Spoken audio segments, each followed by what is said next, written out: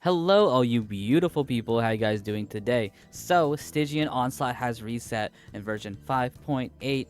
August's Stygian Onslaught is here, and we have 3 fights. We got the Tenebrous Papilla, the Living Legend Tortoise, and the Living Legend Cactus. Cactus and Tortoise. Okay, and these are the teams that I have. Let me talk a little bit about each of the fights and why I took what I took, and then I'm going to just show you just kind of a run through. Of course, we're not going to have the same characters, but I'm more so giving you ideas and strategies that you can use, and I tried my best to use a good amount of 4 stars. Okay, let's start with Tenebrous Papilla. Tenebrous Papilla is all about 2 things: Night Soul reactions and reactions as fast as possible. So we have Chaska here. That's why we have the Pyro Traveler. Do not skip out on the Pyro Traveler. The Pyro Traveler is amazing here, and Auroron as well. Both of them activate amazing reactions, and they're very budget, very easy to get. And Malvika also activates off-field as well, so she's going to be doing a lot of shield breaking with Chaska. Next, we have the Tortoise. The Tortoise is all about breaking its Electro Shield. That's why we have a bunch of Pyro characters here, and some nuke damage. See, that has low frequency damage. That's going to be Raiden's big sword hit that can really help in taking him down, so he doesn't get like as many shields as he possibly could. And finally, we have the Cactus here. The Cactus is all about playing kind of like a guessing game with using Electro Charge, and that's why I just picked Varasa just because I have Varasa as my other Electro character, and we have Farina and Shinkyu for the Electro Charge. So let's go into it. Starting us off will be the Tenebrous Papilla here, activating all these reactions as soon and as fast as possible, because this guy is charging up. He is charging up. So we're activating all these reactions and see how it's exploding very quickly. Unfortunately, Theater still has Theater, and it's Stygian. Stygian still has the issue that it had before, in that you do not start with bursts. And another bad aspect of not starting out with bursts is that during that kind of shield phase, you'll notice this especially in Fearless, if you guys are doing Fearless mode, is during that shield phase, this enemy will not be taking number damage. And because it is not taking number damage, that means you cannot proc your Favonius weapons. If you brought Favonius weapons to deal, like, with its shield, for like Aurora and things like that, you want to activate Aurora burst, right? So you're gonna find that that's a big obstacle for you. Unfortunately, that's kind of how it is, what it is. That's why Malvika's here, right? Malvika is not bound by elemental recharge. Malvika is only affected by what is it called, Fighting Spirit. And Fighting Spirit, we get by having Night Soul characters, so no problem there. All right, Malvika finished this off, and he is done. Okay. Lot more difficult in Fearless, because in Fearless, Papilla is all about activating the shield, and then you break him for a second, and then activates the shield again while it's attacking. I do have a little bit of footage from that fight. I might show it off here. I did beat it on Fearless, but yeah, that fight can be a really big problem because of the shields, in tandem with the fact that you can't get critical hits during its shield phase. Next up, we got the Living Legend Tortoise here. The Living Legend Tortoise, activating as many Pyro reactions as fast as possible. Pyro, Pyro, Pyro, Pyro, Pyro. Favonius weapons are proccing. I know, I put Shunling on Favonius weapons because I really want her to go. Okay. If you fight this guy in Fearless, a big gimmick, maybe we'll talk about the Fearless gimmicks after I do this. We're just kind of showing off the fights right now of how you guys can probably beat it, and then we'll give you some Fearless tips as we go into Fearless. This thing right here, right? This shield will proc all the time in Fearless. He loves to do this shield in Fearless, and even more so in Fearless, he kind of has like a meter. We'll show it off when I fight it. He kind of has a meter that depends on, like, here, right here. This meter thing will activate immediately in Fearless. What is this meter thing? This meter thing is saying if you hit him with attacks, any type of attack, even normal attacks, by the way, even normal attacks, he will build up the Electro Shield. We don't care about the Electro Shield because Shunling and Bennett plus Bennett C6 is going to eat this up like candy. Again, C6 your Bennett, by the way. C6 your Bennett, because that will eat up this shield like absolute butter. Absolute butter, and we can take it out. But the Fearless version is a lot more annoying. We'll take a look at it after this one. This one's more so an overview, right? We're starting kind of with an overview of each of these bosses and how you want to take them out. This one's all about just kind of having Pyro enough to break its shield. I think Cryo can also do pretty good damage to the shield, so maybe some Skirk We can do some Skirk here too. Maybe I'm sure some people find that guy with Skirk.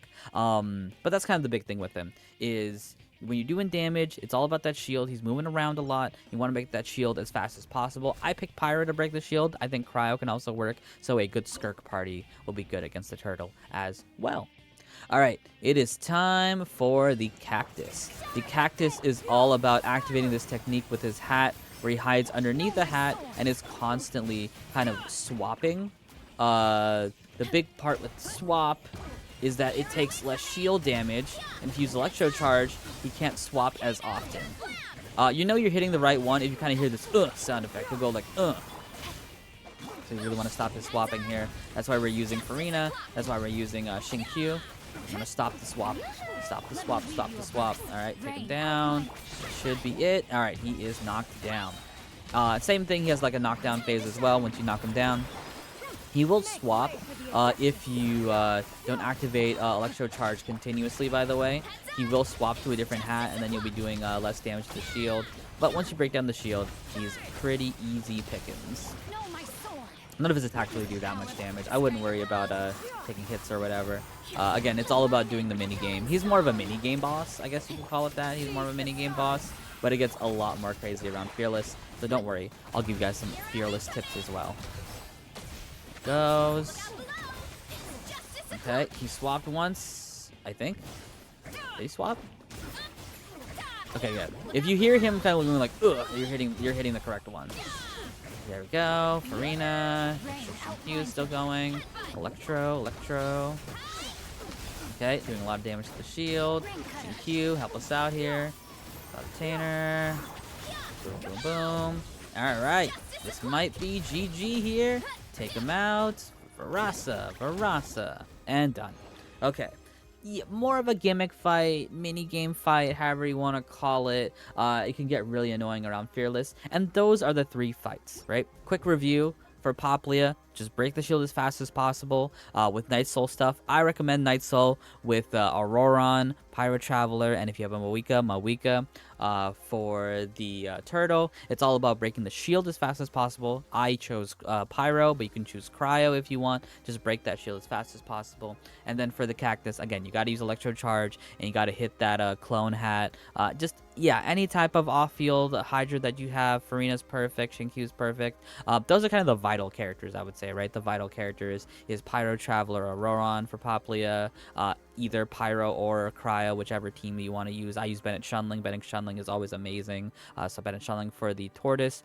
And then for the Cactus, I recommend Shinkyu plus an Electro. So those are some kind of reasonable options that you guys can take. Show you what the additional gimmicks are, but we may not beat the fights because that might take me too much time right now. But if you want to see me beat the fights, check out my stream. We are streaming tonight, twitch.tv/MeteorFalcon. I'm going to be doing Stygian carries, so if you can't win, you can't beat Stygian, just go ahead and ask me on my stream and I can help you guys out. All right. Excuse me, Fearless. So let's do some Fearless. I'll show off the different gimmicks of Fearless and how it kind of upgrades itself from the previous battles. I won't finish all of them. I did finish the Troska one off video, but at least talk about the differences and kind of what you need to be doing, what you need to be focusing on. But I won't clear them because they might take too much time. I need to get out this video. But if you want to see me clear them, check out my stream, twitch.tv/MeteorFalcon. I'm going to be carrying people in Stygian, so if you need help getting clears, if you need parties for the co-op rounds, or if you need someone to clear for you, I can help you out. All right. Let's do a little bit of Fearless to just talk about the differences in the gimmicks and things you need to look out for. Okay, so for Papilla, I kind of talked about this during the other fight, but it starts with the shield, and not only does it start with the shield, it starts with the shield, and it's also doing actions. It is fighting us. It is not just absorbing, it is straight up fighting us 100%. That's why we brought Chaska, that's why we brought Mawika, because again, we cannot proc, right? We cannot proc Favonius with Auroron, for example, who is our main dude in like doing a lot of damage, or to the shield, right? It's our main dude in doing a lot of damage to the shield is Auroron, but we can't do that if Auroron can't proc Favonius. So that's going to be the big problem with this fight. Everything else is pretty normal. You know, it still has the shield, still has a knockdown phase, but again, the big thing is that he is fighting us while having the shield on. No more mistakes. All right, we got the turtle here. We got the turtle here. Interesting gimmick now. He kind of has this bar that slowly increases and decreases. So maybe if you have certain characters that only do like a single like quick hit, you can really like utilize that kind of shield to your benefit. Also, when it has this spinning around, it won't do its big shield. Yeah, of course, when you finish it, it will bring out its big shield. So we're not worried about that until we build up the nuke.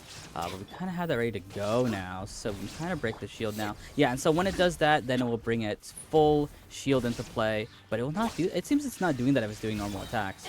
Okay, here's the big shield, and then you just hit the big shield. You got Bennett Shunling, so we can get rid of it quickly. If you have like a cryo team, like a Skirk, for example, you picked up Skirk last update. Skirk also absolutely shreds that shield, but Bennett Shunling do the job as well. So either pick Pyro, pick Cryo, and then do whatever you want, and then, you know, just hit him up, just hit him up, just hit him up. That's pretty much it.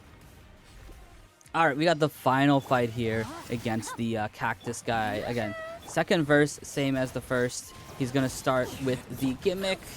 Make sure we're hitting him. Oh, I think he flipped to this side. Oh, and he flipped to that side too. Oh my goodness. Stop moving. Okay. Again, if you can hear the grunting, you're hitting the correct one. Truthfully, it doesn't seem like he changed too much. He seems to be the same, more or less. We also brought Kazuha here, by the way, because Kazuha can really help with the swirling, because he swirls up the element. Just to show off that strategy, because I know some people have been using that strategy. Shinkyu is also really good because he can hit multiple hats, right? If you stand in the middle, you can kind of hit multiple hats to really help you out. But more or less, he's the same. Like, I don't think there's any big difference between him of his old version, except, you know, he does more damage and he takes more hits. I actually don't know what's different. So if you guys could tell me, that would help out. Alright, but that was Stygian Onslaught in version 5.8. Again, most of Stygian is all about the grinding, so make sure you're grinding your artifacts in Stygian. And if you guys do need more advice with any of the fights, I can definitely help you guys out. And if you need some carries, again, we are streaming today right now, twitch.tv/MeteorFalcon. Please do come over and watch. We're going to be carrying so many Stygians, going to helping so many people out. Yeah, this one, it seems about the same. I still don't like the fact that we don't start with bursts. I feel like that's the worst part of Stygian, is not starting with bursts. So I really hope they do fix that in the future. But it's more or less the same as long as you have a good amount of Electro characters. But I know not many people have Electro characters, so it can be kind of difficult. Thank you guys so much for watching. I'm going to catch you guys next time. If you enjoyed this video, please do leave a like, subscribe, all that good stuff. And if you need more advice or tips, leave it in the comment below, and I'll catch you guys next time. And peace out.